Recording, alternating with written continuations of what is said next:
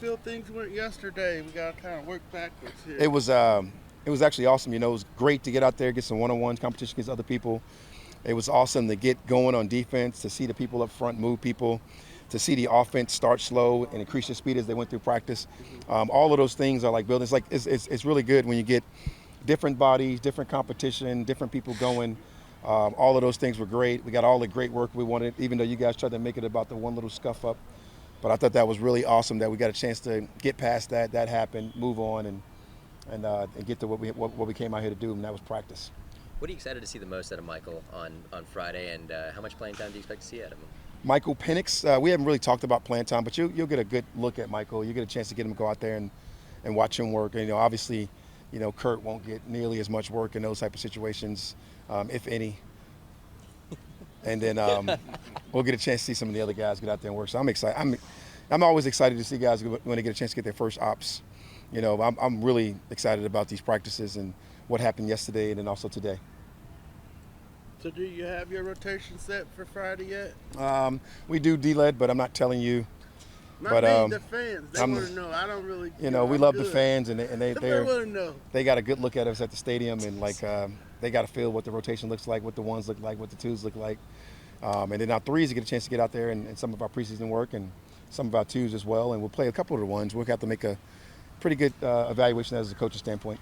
Roy, you mentioned last year how you learn a lot about your front rookies in LA in these environments. I'm curious, when you went back and watched the film from really the first few weeks and then obviously from yesterday, if any of those players that impressed. It was a little different yesterday for me because it was the first time I got a chance to see our big guys, other than Grady, play in pads versus another team in this setting. So I learned a lot about everybody. You get a chance to really see D.O. come to life. And when you get a chance to see Ayamada come to life, it was nice to watch. It was good to see TQ. So I had more than just the rookies to go back and look at when you talk about upfront people. And even going back again, get a chance to look at Chris Lindstrom and see how violent he plays when he comes off the ball.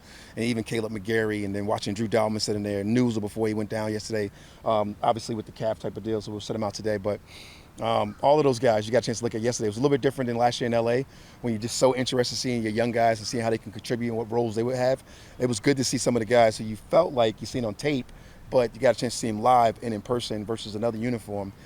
That was really good to see. The physicality of the play, the temperament of even Street going out there, even though he's a veteran type guy, but it was nice to see those guys and those presence. And then obviously add in Rook and you get a chance to see, Dorless come to life and Zion and all those guys. But really on both sides of the ball was huge, particularly at tight end yesterday. To watch the new tight ends that we brought in and watch those guys go to work, both of them, Dwelly, when you're talking about those kind of guys, and Charlie, and seeing those guys play physical at the point of attack. It was fun. You all had a lot of sim that was pressures. a long answer for it. It was fun to watch those guys. You all had a lot of sim pressures, it looked like. I'm curious, when you and... Look at you with speaking the lingo. Oh, I know. I felt proud about that one. It feels like, I'm wondering, when you and Jimmy are crafting up, trying to innovate ideas up front.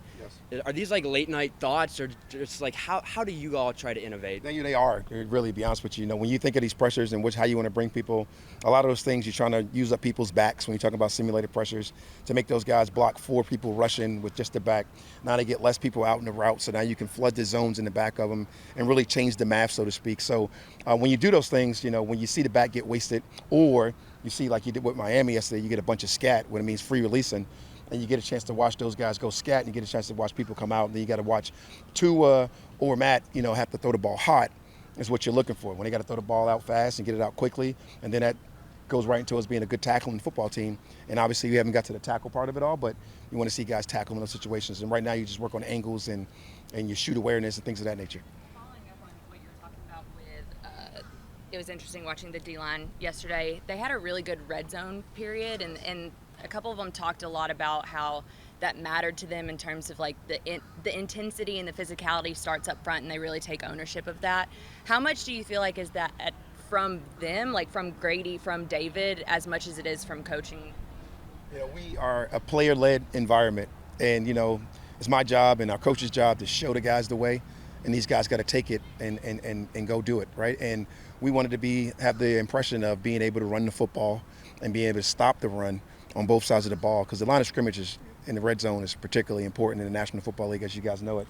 And when you have a good running offense or a good run-stopping defense, when you get to the red zone, that's when you really put up good numbers on what it really means. You know me, my statement is stats are for losers.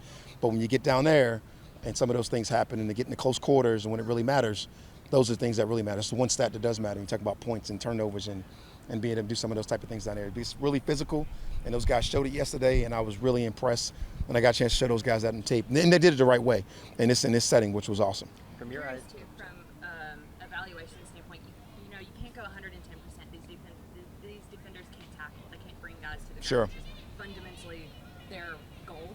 So, at what point when you're going through your evaluations, does the evaluation of the play itself stop?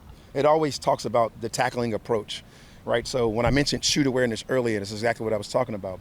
It is the angle that you're taking to the ball, what type of angle you're going to take, what type of tackle going to be. Is it an outside-in tackle? Is it an inside-out tackle? Is it a close quarter tackle where you got to drive for 5 and do all the things that we talk about in our tackling techniques? So you can only simulate those things up until it's go time, but like the simulation of all those things within our individual drills, the simulation when it carries over to your team drills, and then it goes down into a joint practice, those are things that you coach. You know, JD was a guy that jumped off the tape yesterday with great angles and finding the ball carrier and taking really appropriate and good angles to find out what the finish is going to look like ultimately. And that's how you know when a guy's going to be a good tackler. If you see the chute broken and you see balls bouncing outside of us or the vice tackle's not going down the right way, that's when you really have bad tackling. Because usually one missed tackle leads into the rest of the tackles being bad or bad angles or the chute being violated. And those are the things we want to try to stop. how was the battle at the cornerback spot, Ben? It seems like they had both pretty good days with Clark and Mike over there kind of going up against guys like Tyreek and all that kind of stuff throughout the day. That is fun to watch. Real speed and Tyreek, you know, we've seen real speed, but that is real speed, right? When you watch Tyreek and to watch those guys, Michael gave the big play to him yesterday. Tyreek bet me that he would get 6. He only got 1, so I won that battle. And then you watch those guys go against that real speed on the outside, and then watch Mike bounce back and get a pick a little bit after that. But to watch Clark get a pick in one-on-ones, to watch Clark have some really good defensive plays, to watch AJ go out there and make some really good plays, and those guys look and lean and track the ball. It's really great when you get a chance to watch them versus other receivers and different techniques, especially when you're talking about the Miami Dolphins. I know how well they coach, right? I know Wes Welker. I know Mike McDaniels. He's a receiver coach in his heart. I know the angles that he's teaching, the point of emphasis and how they want to get their stuff done. So to watch our guys be able to go out there and be able to match some of the routes yesterday was very impressive, and it was fun. It's always good when you do it against other people. How different are these joint practices for you as a head coach compared to when you're an assistant? Is there a difference? Yes, I can't wait to get to team periods and one-on-one periods, right? You get bored at individual. I got to walk around and find people to talk to. Nobody likes me during those periods. You got to find your role in all those things, and you really got to do a good job of talking to everybody, making sure we know what the temperament is, and not trying to make people feel like you got to be over violent in these type of practices. It's really just about practicing the right way, getting things done so we can get off the field and get what we want to get in, what we came to get accomplished, and that's the stuff that you really worry about as a head coach.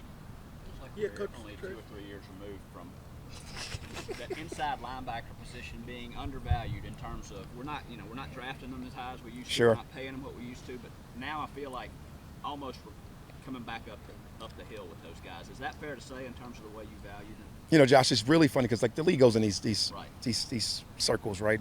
Corner value, D-line value, quarterback value, a lot of times don't change. But really, with the inside linebacker position, it was the instinctual player that you tried to find. You could find them a little bit later in the draft sometimes, and they didn't have to be first rounders, and they didn't have to do all these things. But then every once in a while, the Kuechly popped up, the Patrick Willis popped up, and those type of guys that did different things. And hopefully, Kane Ellis fits that mold, right? A guy that can rush the passer, play off the ball, play on the ball, do a bunch of different things for you, and that increases your value. So the more you do, the better roles you're able to apply with these guys, the more it really you increase the value. It's no different in the running back position. You know, you can't just be a runner anymore, or they won't value. You got to be Christian McCaffrey and catch 300 balls, and you got to run for 10,000 yards a season, and you got to do all those crazy things. But it's really about the value of how you use your guys and what you're going to do with those guys. That's what's really most important to me. They're trying to figure out, what are the roles we can give them, how important those roles can be, and how important they are to us. How can we utilize those roles? What else does he do? All of those type of things come into play. How does he factor into your culture of the team? How does he factor into the team leadership that some of those guys bring? And I think all those things factor in when you're talking about the value of those guys and how you want to go get them. And right now we feel really good about those 4 guys, particularly playing when you're talking about JD being a rookie, and those 3 guys that you've seen play, and even Milo and Mouton, what they've brought from an intensity standpoint to these practices is really high value for us. Coach, anybody else other than Newsel out today, and are you getting Trice back? I believe Trice will be back today, and we'll see. He just had a little sickness yesterday, but he'll be back a little bit today. We definitely getting him in Indies, and then I'll kind of fill you in as we go through that. The plan is to give him some limited reps out there with all those things. A little warm, coming off of sickness might be an issue. So I don't want to make any promises I can't keep to you, but right now I'm expecting him to come back. News is the only guy that I know is out. Obviously, the people that you know about Burns and some of the people that's been out up until this point. And you kind of halfway here, hoping to get Kurt ready by September the 8th. Where's that whole process at? And when you kind of saying you're not going to plan, but still, I guess there's some ways to go. But how do you feel about where you're at right now, heading into the first exhibition game? Awesome. Basically, he has no limitations, and he's able to go. He's illegally scrambled out the pocket a bunch on his own, which you guys have seen. It's completely voided my whistle. Right. We got Nick the Quick on the whistle, stopping him from scrambling or any of those type of things. But he's completely going rogue on me a little bit. I think that should show me that he's really where he needs to be, which I already know from my strength staff. But we're just trying to avoid any unnecessary trips or stumbles against anybody else running towards him. But the guy is he's full go. I mean, you've seen the pocket close around him now. We actually seen him get hit in the stadium when I almost lost my mind. But other than that, I mean, the guy's full go. It's just about him. He's already. I don't worry about Kurt. He's played in the league long enough that he's felt what it feels like to get hit in the game. He knows what it feels like to be calm in the pocket. He knows what it feels like when he has to scramble and use that 5-1 speed. So I'm really fired up and thinking he's full go. That inside linebacker group you've got also feels to fit well personality-wise, especially those Wow. top three guys. I mean, they're kind of their own.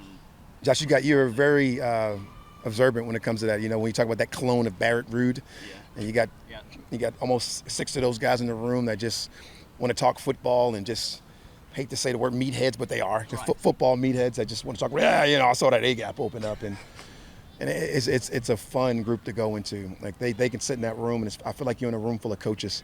When you go in that inside linebacker room meeting and you just sit down for a second, you feel like you're in a coaching staff meeting, and that's what you want in that room, and that's the type of leadership that they bring. Hey, bro, I know every. Why'd you sneak up on me? Got me too. Just flew in. I know every practice means a lot, and you take a lot of evaluation to all of them. But going from one practice to another against another opponent, how much do you evaluate that? Is it more than just going against your guys who they absolutely know? No, 100%. I feel like these practices are so much better for us to get different people against us. And the other thing about it is really, when it's the unknown and it's a chance for us to really almost play a game, but the coaches control and mitigate the injuries, and that's ultimately what you want. If we went out here and went full go, there'd be a lot more bumps and bruises today. And then now, this being really in training camp, our first rack where we have 3 practices in a row, one small one light one we get the chance to taper down a little bit today, but you get a chance to see longer drives. And I give a lot of credit to our strength coach for putting this program together for us and with us. But when you go against other colors, man, there's nothing like it. That is the ultimate goal in what we do, and that's what the players love, to hear the banter. It's nothing like going against Jalen Ramsey, right? That brings it all to life for me, and I love to hear him talk smack, wakes your guys up, wakes the team up, and like he says when he's talking smack, it's just football. I know there's a lot of guys that you say, all right, they probably won't play in the game on Friday night, but say things don't go the way you want them to look on yesterday or today, does that change your mind about certain guys playing on Friday night? I don't anticipate bad behavior. I think these guys, they know how we structure our practices. They know how we structure what we want to do. They're trusting the process right now, and they give you maximized effort throughout the whole process, and I love it. You can tell just the resistance, because I was so anti-fighting and what I wanted these guys to be, because that's not showing us how tough you are. It's really showing with your hands and being physical. And I could tell how they practiced yesterday that they were on the screws about how we wanted to go about our business.